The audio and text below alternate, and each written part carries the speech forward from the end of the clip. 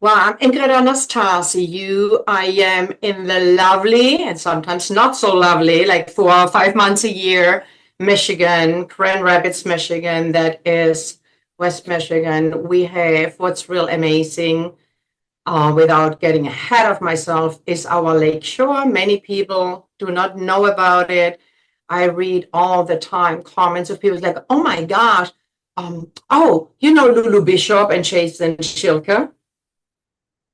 I don't know. Maybe. It sounds familiar. Lulu is in our Gary Keller Okay. group. Yes. Yes, I do. Yes, I Um, do. Yes, I she's do. in Texas as well, I believe. Oh gosh, don't get me wrong. I think she's in San Antonio, and Jason is in Nevada. But they just visited last week, and she's like, "Oh my gosh, I had no idea because the lakeshore is 300 miles of sand dunes, literally."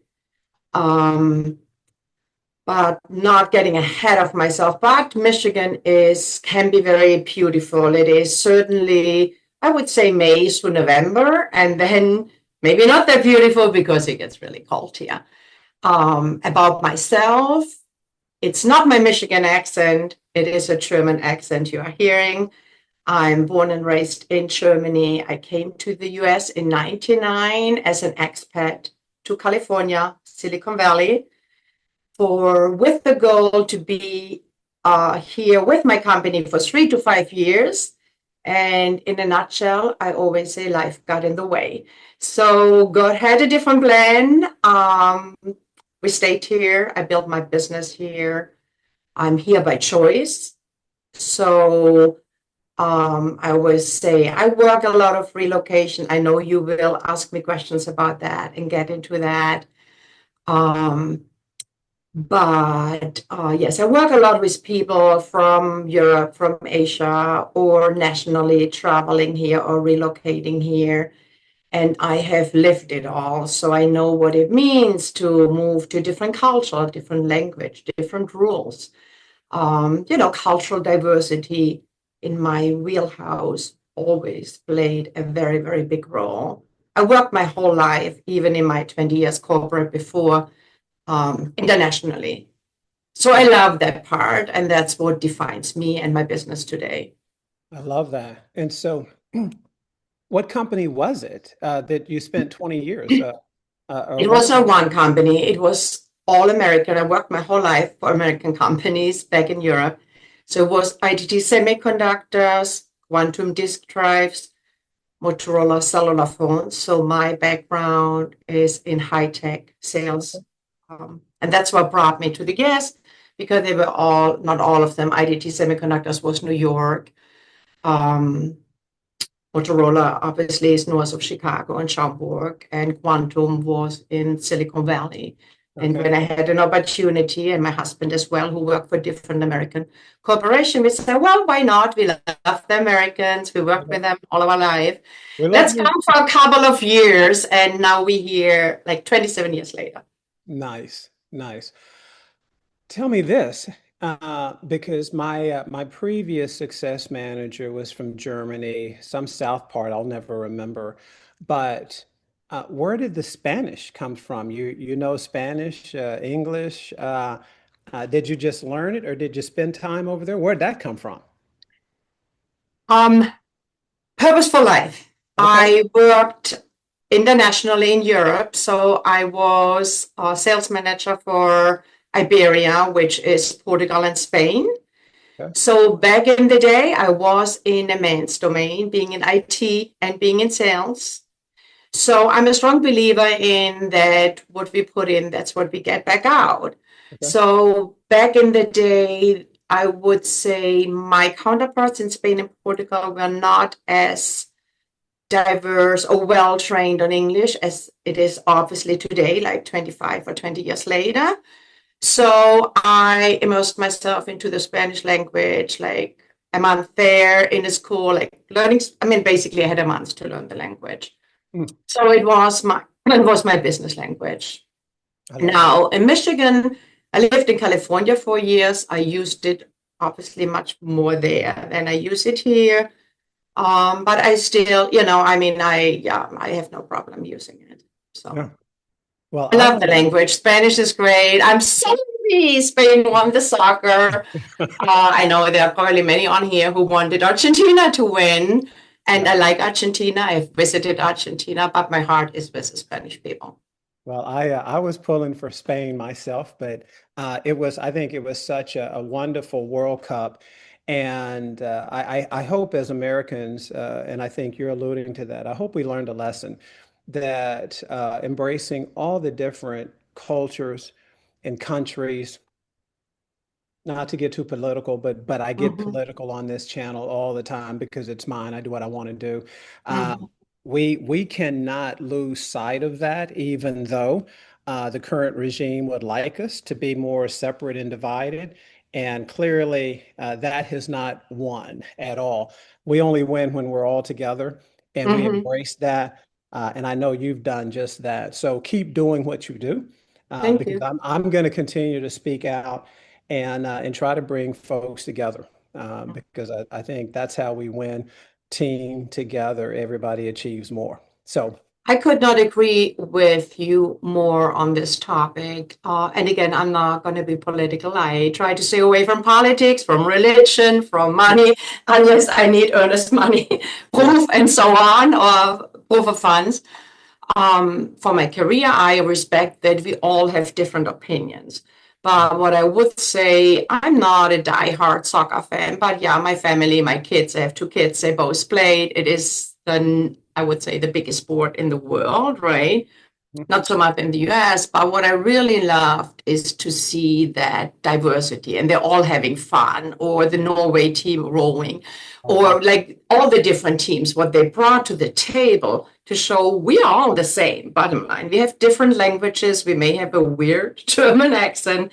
And for me, in my case, people always remember me. And I'm like, oh, and she's like, yeah, I remember you. You're the girl with the accent. I'm like, I don't care how you remember me as long as you do. Right. So, yeah, I think that was really wonderful that, and there were no major incidents as well, which I just said on Sunday. I'm like, I'm so thankful that there were no major political incidents or, demonstrations and stuff. yeah, yeah. I agree. Again, I think Americans we can throw a party, and I think we can do it. We can You do it well, can. right? You for sure So can. I'm glad the world attended. So yay. Okay. Yeah. So now let's get down to a little business. So tell me about your company, your organization, your team. Is it you and your husband? What does it look like? It is me. Okay. You get what you see. If you work with Anastasio Homes, that is me. I have strong backup. I think it's my German efficiency and dedication to work. I do have TC, Ellie. I could not be without her. She absolutely has my back. I have strong connections within our office if I need leverage for showings or representation because I'm traveling or I'm busy with other clients. I'm a mentor. I'm on the ALC. I know the people well in our office and have built strong relationships. I do work with one VA for a couple of things. But yeah, that's mostly it. I do have good leverage with handyman and all the contractors one would need, or my inspector. I mean, people are always impressed. Like, I'm in multi-bid situations. I always say I love to win. I do everything to win, and luckily, most times I do win in multi-bid situations. Um, and I'm a bit spoiled because I know our inspector or lender, they go the extra mile. And that is my motto. I used to run marathons. I was a runner. I don't run as much now, but I do believe in perseverance. I do believe in that you always can do a little bit more. You can always be better than average. My motto is always never assume a no unless you are told no. Um, so, like, for example, Saturday night when we were in this situation with multi-bids and my buyer's like, oh, we cannot win, we are not cash. I'm like, never assume a no, because I have a very strong network as well, which helps people know, agents know I get things done. I'm not, I'm trauma free, I'm not emotional, I'm professional. I never lose sight of the finish line. And I would say, Gary, happy birthday, Gary. He has taught me a lot. Being in that room, never losing sight of your goal, of your purpose. And yeah, it's people, right? I say it's never for me just a transaction. It's a story. Everyone has a story. It's Yes. happy stories, sometimes unfortunately sad stories in the States. Yeah. I when I mentor, I always put emphasis on don't lose sight of the goal of your client. We all want a transaction, right? It's not my hobby, it's my business to sell real estate. But always put the people first because the rest falls in place. 100%. 100. Now, in your market, it sounds like multiple offers is common. Is that the case? We are very lucky. We are still in a seller market. I know the nationwide has changed. I know it's mostly East Coast, West Coast. I want to say West Michigan for sure. If a property is priced right and positioned well, in the area where I live, in the school district where I'm at, yes, it is standard. We are still competing, and now, like the house listed Saturday at 1, we were in at 1:30. At 1:45, I submitted an offer. And we were hoping and praying that we get away with it, but we didn't. Of course, the agent said we're gonna call a deadline. I'm like, okay, been there, done that. Wow. We still can win. We don't give up. But if it's a good property, it is not too competitive if you get 4 to 6 offers. Okay. Wow. Sometimes you get 10 or 12. And I usually know when I see the property, like in this case, I said, oh, this is a tough one to get, but we will get it. I also am a strong believer in that your mind is powerful. So if you believe you will get it, Okay. you will get it. Okay. It's right, you're right. Whatever you believe, you're right. If you believe you can't, you can't. If you believe that's here on my, she believed she could, so she did. So that's on my wall. I love that. Okay, so here's a crazy question that just came to my mind. So, have you ever been in a situation where you've won a deal, by saying almost nothing or saying less instead of like most folks, we just vomit at the mouth. So, tell me about where your silence became your greatest negotiating tool. That's a tough one for me because I'm a talker. I don't know if you know me that well, but I'm a talker. And many times, like even listing presentations, I'm like, whew, take it back. Don't convince people. Let people decide for themselves. But that's against my nature. Okay. But what I would say is silence for me is that I would not talk like on Sunday. I said to this agent, we submitted Saturday, Sunday morning. He's like, I am so sorry, but the seller changed his mind. He wants to set a deadline. And I said to her, I'm like, I shared with you what I have to share. And I get it done. Just keep that in mind. And we had an 8 o'clock Sunday deadline, and it worked. And I do know that reputation precedes you, right? So I don't want to say I'm lucky. I think it's built because I've been working long and hard for this. But we have won offers where we were not the highest, like in this scenario, but just because it was me working with the agent. And then it doesn't need a lot of words because there's just, and I said to her, we did our very best. So it will be what it will be. I will get it done. Yeah. But then, there's nothing else you can do. Well, I And think the same is with clients. I always tell my clients, I will tell you what I see. I will tell you, and I'm a landlord, I'm an investor, I have flipped properties. I'm very straightforward. I don't sugarcoat things. I feel it's against my level of efficiency. My business is built on 90% referrals or even higher. So many times to my clients, I say, well, I tell you what I see, but you will take a decision and tell me what you want to do. sure. I don't believe, when you say, when have you been quiet? I don't believe talking people into doing anything or buying anything because it will haunt you. 100%. I want them to be excited and send me referrals and tell me when I check in 6 months, oh my gosh, we love the house. We are so grateful for you. Well, well, I think you had touched on your reputation, and I tell folks that whenever you're doing a transaction with me, I am the consummate professional because when it's all said and done, one of the biggest compliments I receive is from the other agent who says, "Oh my God, I love that Ben Baker. You know what? He's this, he's that. I am no pushover, but I think there's always a respect." Because at the end of the day, I am not about drama at all. Mhm.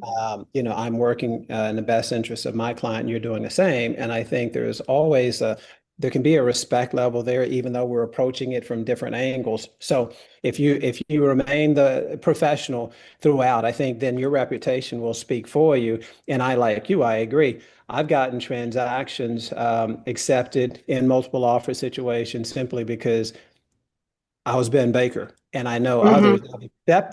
I've accepted contracts from other agents also because I know that, man, Kimberly Duke, she is a professional. Gabrielle Mhm. Wolf, I'd love to work with her because I know that she's fair, she's honest. We're going to be able to communicate. Jonathan is newer in this business, but I love what I see him bring to the table. And Scott Pop, that's one of my boys. I love working with Scott and or opposite sides of the table because Mhm. I know what he brings to the table. So you just keep doing that, and I think you'll continue to win for sure.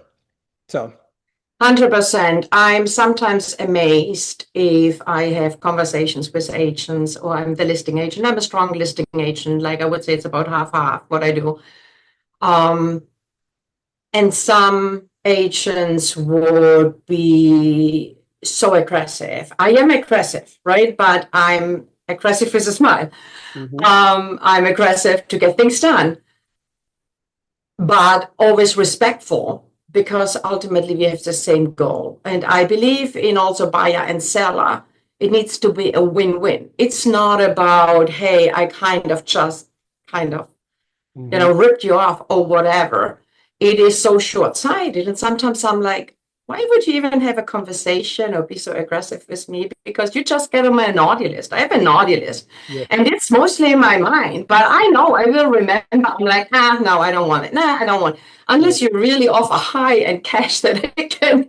But I'm like, you got to build that reputation amongst your peers, and yeah. with inspectors, so they move things around if you need an inspection, or Well, with a lender. well, you have a naughty list. I like that. I think we all do. I like my naughty list. It's Yeah, getting too long, so yeah. I've been like many years in business. So All right. So let me ask you this, because you work with so many different clients from different countries and cultures.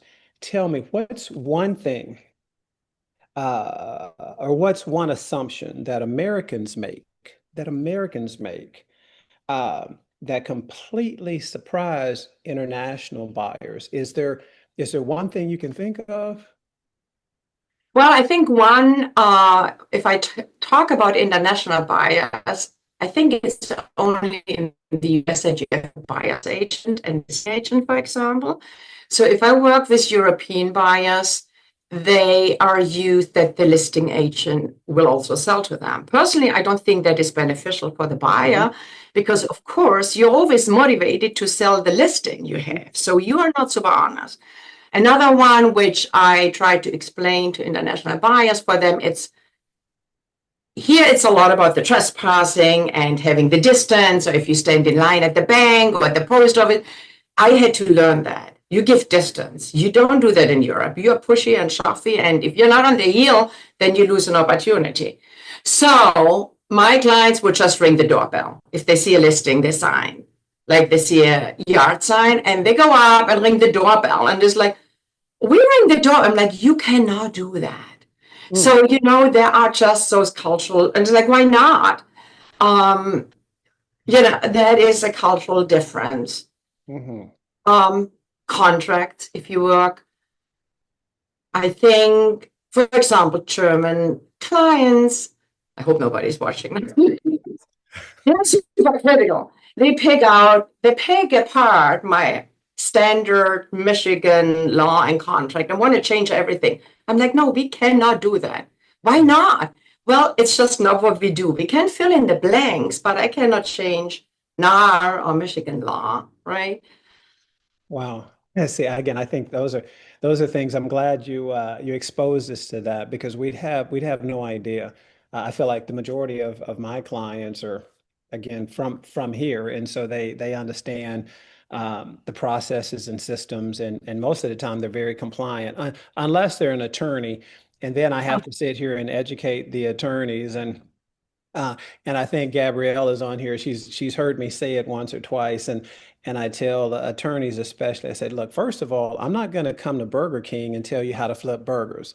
So definitely don't tell me how to do my job because I'm an Mhm. expert at this. I haven't risen to the top of the food chain by not knowing my stuff and knowing it well.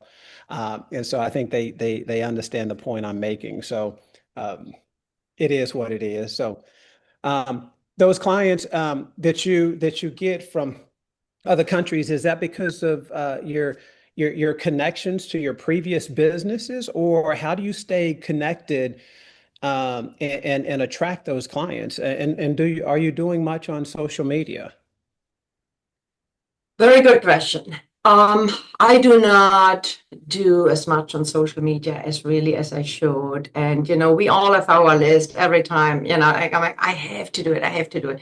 And I don't because I'm a one-woman show. Yeah. So I'm so busy, which is terrible. I watched several of your other Rise and Grinds, right? And I heard you say in one where you say, well, I know maybe I should build more, I should have a team, but we keep just like the hamster in the wheel, right? We keep moving, and then there's just not a lot of Right. uh, time for it. So no, my social media is really not anywhere where I would like Okay. it to be. A lot is based on my main business is referrals. Naturally, I am in part as well here of some international groups, but then it's a lot is based on HR referrals coming from the KW Luxury Group, coming from the Gary Keller Top Mastermind, where we work nationwide. But then just really organic, Okay. right? And that's the best That way. Yeah, that's the best way. So, Yeah, or like, corporations. So, for example, here, people come here, like I came to the US as an expat because there's Bosch here, or there's like, we have in Grand Rapids 32 German companies. That is a lot. I'm not wow. working exclusively with Germans, but just to answer one, I have like several clients from Vietnam. I have several clients from China. I have several from India. Now, what I would say, I'm a very international person. I was lucky to travel this world. I've been to all continents but Antarctica. That's in my blood. My secondary email is travelbug@gmail. So I do understand different cultures. Ever since I've been 16 hitchhikes in Europe, I embrace other cultures. I'm interested in their food, in their way of thinking. I'm very open to it, and I think that naturally attracts. Okay, so where are you headed next besides, and are you going to the luxury symposium? Is that I in do. Chicago? Okay. All I'm in right. Chicago. Okay. There is no excuse for me not to be there. It's 3 hours away drive by That's car. right. That's right. Okay. Well, I'm planning on seeing you there. So, is there some other interesting destination you're headed to maybe later this year?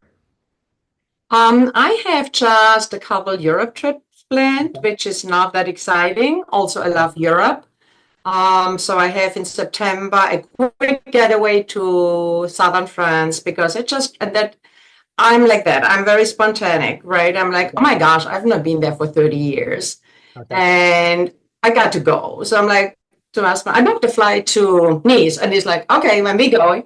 So I'm like, okay, there is like this and this and this, Okay. right? Because there's a Gary Keller meeting which I go to. I go to the symposium, but that's October.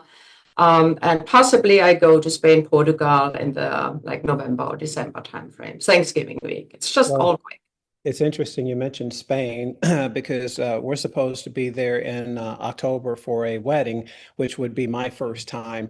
And I think I just got back on Sunday and I just took a 48-hour trip to flew into Denver, drove into Winter Park and Nice. heard some good music. The weather was fantastic. And so I think in this current market, if you're not taking a little time for you, you need to. And it doesn't always mean that you're going to fly to Nice or Colorado, but sometimes it's meditation. Sometimes it might be a staycation somewhere, but you better do it because I think that right now boredom and burnout is it's rampant. And I think that's one way to curtail some of that is to just be peaceful, take some time for you. And then I think it'll benefit you, your family, and I think more importantly, your clients when you have a chance to work with them. They won't get the stressed out you. Hopefully they'll get the relaxed you who understands that at the end of the day, you're truly working, you're working for them and Mhm. their best behalf. And if you can't show up a healthy you, then how can you take care of them? 100%. And while I say I love to travel, I think until like 2 years ago, I was always like, I can't go. I have work. No, I have a listing. I can't do that. I cannot do that. And like last year, I was very, very intentional as well. I went on a couple of really big trips. I went in February, like to Patagonia, Chile. I went to New Zealand in November. And I just time blocked. And I said, no, that's just what it is because I realized I'm no longer 30. So my time is limited. So if I have things on that list of things which I want to do and we take it for granted that we do those things later when we have time, well, we don't know, right? So when I have two children, ages 22 and 28, they work and are very busy as well. So when our daughter said, hey, mom, you want to go to New Zealand? I'm like, yes, let's do it because I know that is so limited that It is. Time I will is have so the short. opportunity. And it's crazy. Our time, I told you, man, like 30, 35 minutes just whizzes by. So, um, what have I not asked you that I probably should or that you'd love for us to know about Ingrid? Oh my gosh, that's a difficult question. Because you're so complicated? I'm complicated. I'm just I don't asking you. think, well, maybe people would say, I don't think I'm complicated. I'm an open book, so I really speak my mind. Maybe what I personally like to do, or what my goals are. Um, I love nature. I'm a nature girl. I love the mountains. If you give me the beach or the mountains, I will always pick the mountains. Okay. Um, I've spent a lot of time out west in Utah or in Colorado. My daughter lives in Denver. Love it out there. And so just touched on, I have really shifted a little bit that, like I got yesterday, I went to a business lunch and then somebody said to me, you work all the time. You always work, which is true. I'm Saturday, Sunday, evenings, like many of us do. But I Mhm. said, I also take my breaks, as we just said, and Yeah. that's when I don't work. Yes. I do love nature. I love to go for walks. I love to bike. I love to run. I love to ski. And I do think for any agent on here, it is extremely important to create, as you said, the balance and to take me time and not Yes. to feel guilty. I think for the longest time, I felt bad. Oh, I cannot tell my clients that I travel or Mhm. whatever. And it's not an issue because they know even if I'm gone, I have it covered. I'm never 100% disconnected. We're in Yes. touch. I have people on the ground. I never let them down because of it. But I think no matter what business you are in, it's extremely important to take care of yourself because how can you take care of business or others if you don't have health? I love it. I love it. All right. In 1 minute, give me, again, we're in the second half of the year now. halftime is over, or it's time to make an adjustment. Is there something that you'd like to tweak or make an adjustment for the second half of the year that hopefully will, help result in serving more families? Um, I think I'm on a really good track Okay. as of right now. I'm very, very purposeful. I don't think there's anything what I plan, honestly, to do differently. Also, I always would like to say, oh, we are always growing. And I truly believe that we always grow and that in real estate, no day is like yesterday. And even after all those years I have done this, I feel still there are things we learn. And I'm like, oh my gosh, I never came across this. Um, I would not say there's anything I want to tweak. I want to continue being open-minded and always put my clients first because that then I things fall into place.